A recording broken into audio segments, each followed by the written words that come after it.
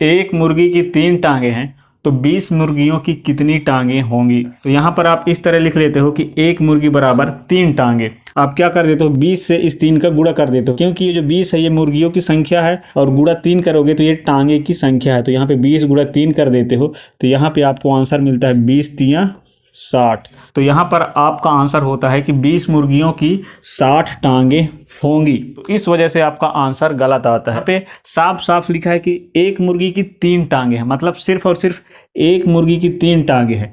तो यहाँ पर हमने क्या कर दिया, इस 20 मुर्गियों में से एक मुर्गी घटा दिया तो यहाँ पर हमें 19 मुर्गी प्राप्त हो गया। यहाँ पर लिख लेना है, हम जानते हैं कि एक मुर्गी की 2 टांगे होती है। तो यहाँ पे हम क्या करेंगे, इस 19 में इस 2 को गुणा कर देंगे तो 19 दूनी यहाँ पर 38 प्राप्त हो जाएगा। तो यहाँ पर हमें 19 मुर्गियों की टांगे 38 प्राप्त हो गया। हमें सवाल में 20 मुर्गियों की टांगे ज्ञात करना है, तो यहाँ पर हमें ऑलरेडी एक मुर्गी की 3 टांगे दे दिया है। तो अब हम क्या करेंगे, 19 मुर्गियों की टांगे और एक मुर्गियों की टांगे दोनों को जोड़ देंगे। तो एक मुर्गियों की कितनी टांगे दिया है सवाल में, 3, तो यहाँ आपको 3 लिखना है।